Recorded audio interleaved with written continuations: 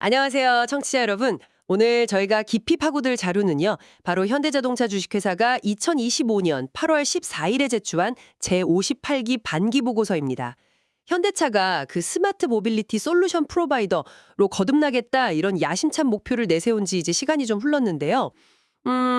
과연 이 거대한 비전이 그냥 구호에만 그치는 건지 아니면 실제 사업과 전략으로 어떻게 딱 구체화되고 있는지 또 그 과정에서 어떤 현실적인 가능성 또 과제들이 드러나고 있는지 이 보고서를 통해서 한번 면밀히 살펴보겠습니다.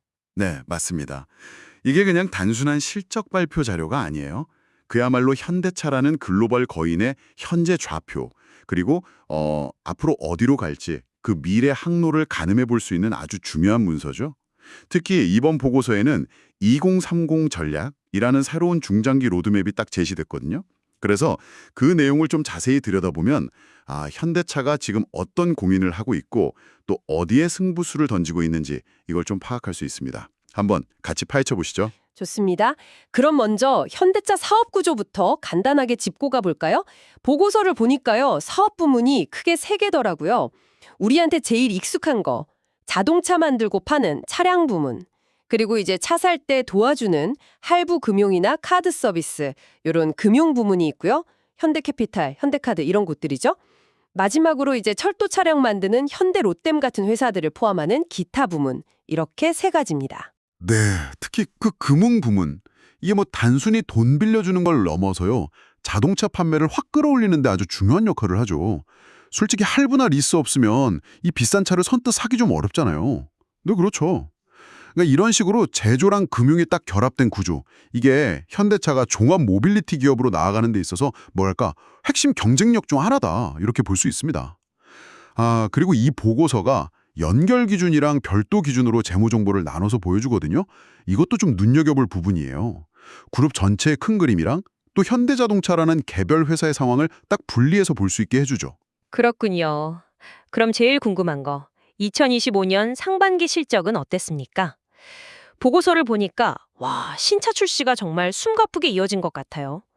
대형 SUV 디올류 팰리세이드부터 그 플래그십 전기차 아이오닉 9, 또 경영전기 SUV 캐스퍼 일렉트릭 크로스까지 막 쏟아지고 제네시스 라인업도 강화됐고요. 네, 상당히 뭐랄까 공격적인 행보였죠.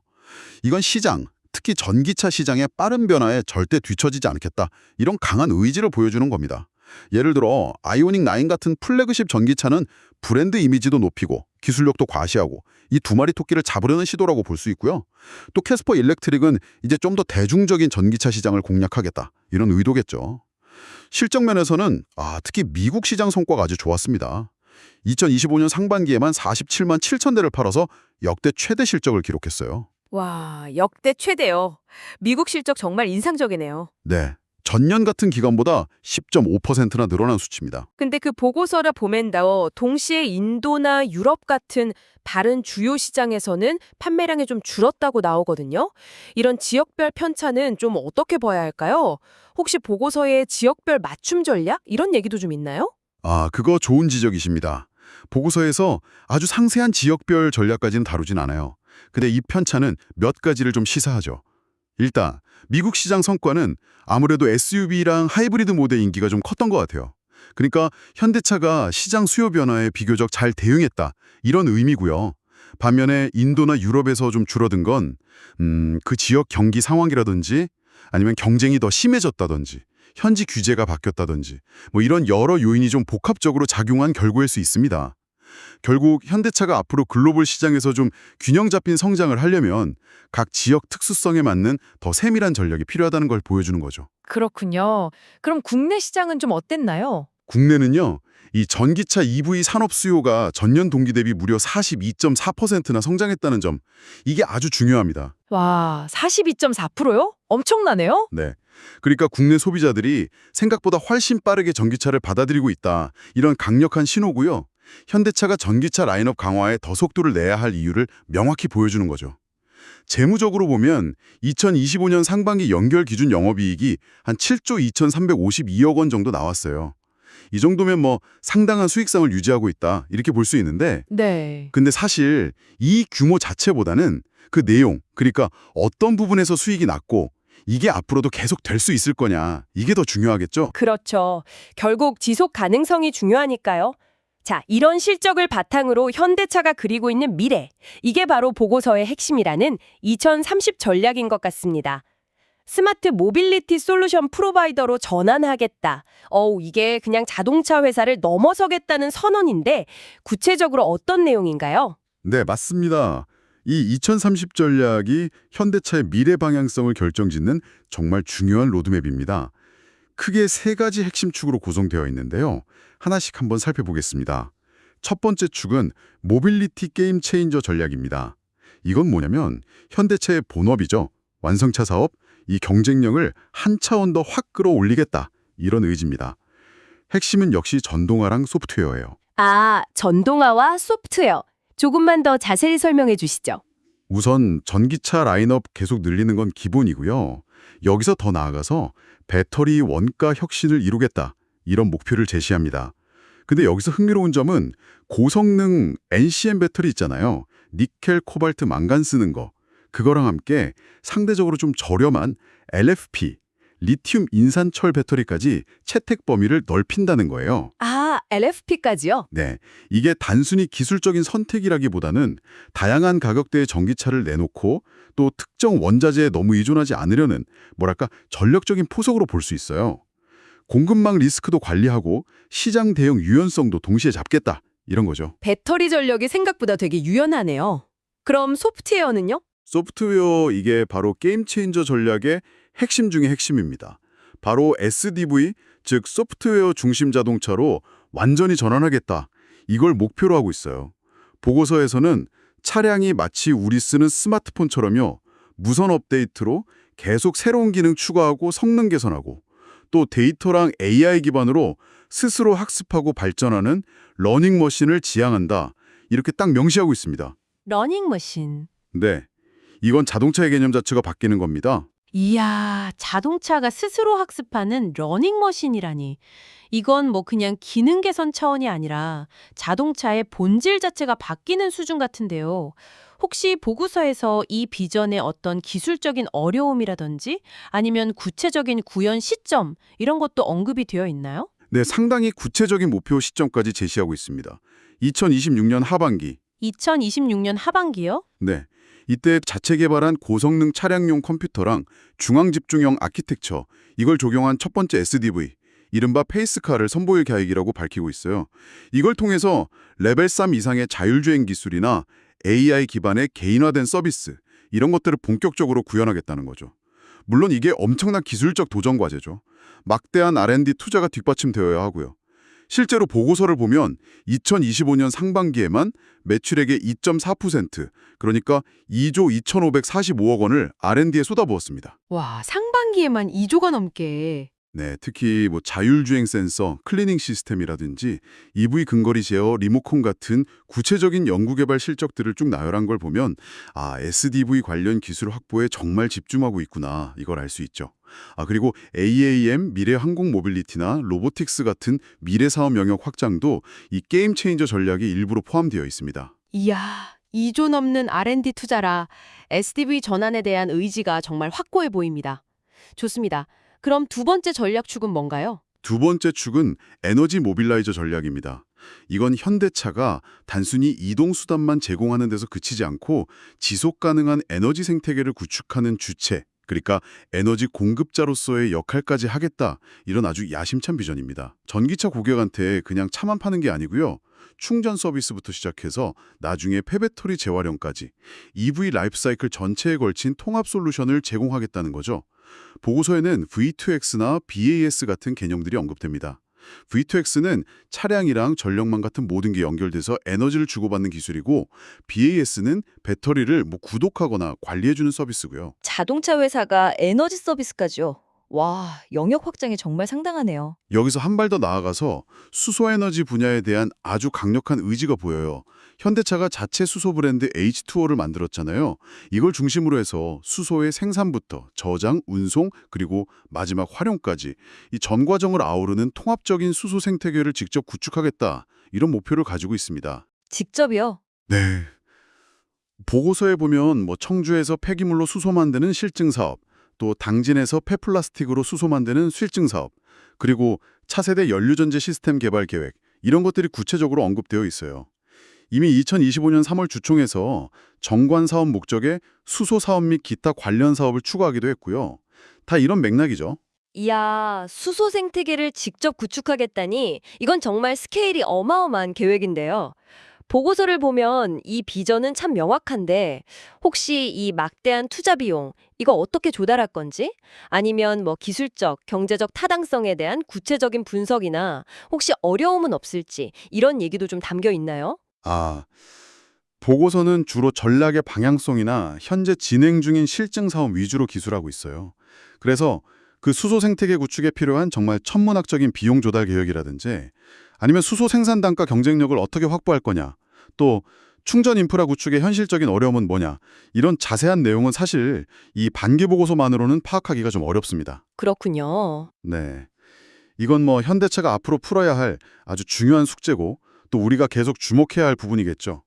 당장엔 기술 개발하고 실증 사업하면서 가능성을 좀 타진하고 점진적으로 사업 모델을 구체화해 나가려는 단계다. 이렇게 보는 게 합리적일 것 같습니다. 알겠습니다. 자, 그럼 마지막 세 번째 전략 축은 무엇인가요? 세 번째 축은 현대 다이내믹 케이퍼빌리티입니다. 이건 뭐냐면 변화무쌍한 시장 환경, 특히 예측하기 어려운 그 전동화 전환 속도 있잖아요. 여기에 좀 유연하게 대응하는 역량을 키우겠다. 이런 의미입니다.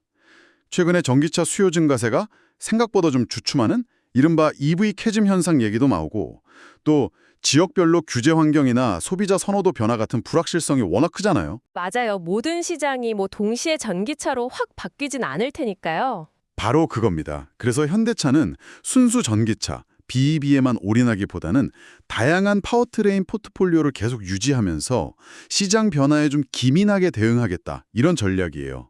보고서에서는 차세대 고효율 하이브리드 시스템인 TMED2에나 또 내연기관 엔진이 배터리 충전용 발전기 역할만 하는 주행거리 연장 전기차 EREV 같은 기술들을 적극 활용할 계획이라고 밝히고 있습니다. EREV까지. 네, 이걸 통해서 전동화 전환기에도 안정적인 판매량과 수익성을 확보하겠다. 상당히 현실적이면서도 균형 잡힌 접근이라고 볼 수 있겠죠. 그러니까 순수 전기차로의 어떤 급진적인 전환, 이것도 추진하면서 동시에 하이브리드나 EREV 같은 다양한 옵션으로 현실적인 대응 능력까지 갖추겠다 이런 거군요. 이야, 이 세 가지 축을 들어보니까 현대차가 정말 자동차 제조사라는 기존의 틀을 깨고 소프트웨어랑 에너지 솔루션까지 아우르는 엄청난 변신을 시도하고 있다는 게 아주 명확해집니다. 2030년 글로벌 판매 목표를 555만 대로 잡은 것도 이런 전략에 대한 자신감의 표현으로 읽히고요. 그렇습니다. 그리고 이런 거대한 전략을 뒷받침하는 구체적인 활동들, 이것도 보고서 곳곳에서 확인할 수 있어요. 예를 들면 뭐 미국 엘라바마 공장 HMM에 인도 공장 HMI, 체코 공장 HMMC 같이 전 세계에 쫙 퍼져 있는 수많은 종속회사들 현황. 이걸 보면 현대차의 글로벌 운영 규모나 복잡성을 알 수 있죠. 아까 말씀드린 지역별 시장 상황에 각 지역 생산기지들이 어떻게 대응하고 있는지도 좀 짐작해 볼 수 있는 단서가 되고요. 아까 말씀하신 R&D 투자 외에 또 주목할 만한 세부 정보 같은 게 있을까요? 물론이죠. 근데 뭐 긍정적인 측면만 있는 건 아니에요. 보고서는 회사가 딱 직면한 다양한 위험 요인들도 비교적 투명하게 공개하고 있습니다. 예를 들어서 환율이나 금리 변동 같은 예측 불가능한 거시경제 변수들, 또 테슬라나 중국 BYD 같은 경쟁사들과의 정말 치열한 경쟁 환경, 그리고 유럽의 유로7이나 미국의 티어4처럼 점점 더 강화되는 환경 규제, 이런 것들이 사업에 미칠 수 있는 잠재적 위험으로 명시되어 있어요. 환경 규제는 정말 크겠네요. 네, 특히 환경 규제는 아직 내연기관차 비중이 높은 현대차에게는 상당한 부담 요인이 될 수 있죠. 그리고 그 과거 세타2 엔진 리콜 관련 이슈도 언급되어 있죠? 네, 맞습니다. 그 세타2 GDI 엔진 관련 품질 비용이나 소송 관련된 우발부치 항목, 이것도 여전히 남아 있습니다. 이건 과거의 문제가 현재까지도 계속 재무적인 부담으로 작용하고 있다는 걸 보여주는 사례죠. 그리고 이런 위험 요인들이나 과거의 이슈들을 얼마나 효과적으로 관리하고 해결해 나가느냐, 이게 2030 전략의 성공적인 이행에 아주 중요한 변수가 될 겁니다. 그러니까 단순히 미래 비전만 제시하는 게 아니라 당면한 현실적인 과제들도 분명히 안고 있다. 이 점을 보고서가 보여주고 있는 거죠. 어떻게 보면 장밋빛 미래와 또 녹록지 않은 현실, 그 둘 사이에서 균형을 잘 잡고 나아가야 하는 현대차의 현주소를 잘 보여주는 것 같습니다. 자, 오늘 현대자동차의 2025년 반기 보고서를 통해서 정말 많은 이야기를 나누었습니다. 정리해보자면 현대차는 전기차, EV, 소프트웨어 중심 자동차, SDV, 그리고 수소에너지 H2O라는 이 세 가지 미래 핵심 축에 모든 역량을 집중하면서 거대한 전환을 시도하고 있습니다. 하지만 동시에 글로벌 운영의 복잡성, 또 치열한 경쟁, 강화되는 규제, 그리고 과거로부터 이어져 온 품질 문제 같은 만만치 않은 과제들을 안고 있는 상황이고요. 이 모든 것이 청취자 여러분께는 무엇을 시사할까요? 네. 오늘 저희가 이 보고서를 통해서 현대자동차가 그리고 있는 미래 청사진, 또 그 이면의 현실적인 고민들을 좀 엿볼 수 있었습니다. 여기서 한 걸음 더 나아가서 이런 질문을 한번 던져볼 수 있을 것 같아요. 만약 현대차가 2030 전략을 통해서 목표하는 대로 자동차가 스스로 학습하고 업데이트되는 러닝머신, 즉 SDV로 완전히 진화한다면요. 한 10년 뒤에 우리가 현대차를 경험한다는 것, 이게 지금과 어떻게 근본적으로 달라질까요? 아, 경험의 변화? 네. 단순히 주행 성능이 좋아지거나 편의 기능이 개선되는 걸 넘어서 우리의 일상이나 도시와 상호작용하는 방식 자체가 바뀔 수도 있지 않을까요? 예를 들면 자동차가 집안의 스마트 기기랑 막 연동된다든지 아니면 도시 교통 시스템의 일부로서 작동한다든지 이런 모습들을 상상해 볼 수 있을 것 같습니다. 자동차 경험의 근본적인 변화 가능성이라 흥미롭네요. 또 다른 생각해 볼 만한 점은 없을까요? 또 하나는 그 수소 생태계에 대한 질문입니다. 보고서에는 수소 생산부터 활용까지 아우르는 정말 야심찬 계획이 담겨 있지만 아까 이야기 나눴듯이 현실화 과정의 어려움에 대한 구체적인 언급은 좀 부족해요. 그렇다면 현대차가 이 거대한 수소경제 구축이라는 목표를 달성하기 위해서 넘어야 할 가장 큰 현실적인 장벽, 이게 과연 무엇일까요? 아직 해결되지 않은 기술적인 문제일까요? 아니면 그 천문학적인 인프라 구축 비용일까요? 그것도 아니면 관련 규제가 아직 미비하거나 사회적으로 받아들여지기 어려운 문제일까요? 이 보고서 너머의 현실적인 제약 조건들을 한번 가늠해보는 것도 상당히 흥미로운 탐구가 될 것 같습니다. 자동차라는 제품을 넘어서 에너지와 소프트웨어 플랫폼으로 확장하려는 현대차의 도전, 그 성공 여부가 정말 우리의 미래 이동 경험을 어떻게 바꿀지 주목해봐야겠습니다. 오늘 현대자동차의 반기 보고서를 통해 현재와 미래를 함께 탐색해 주셔서 감사합니다. 다음 분석에서 또 흥미롭고 유익한 정보로 찾아뵙겠습니다.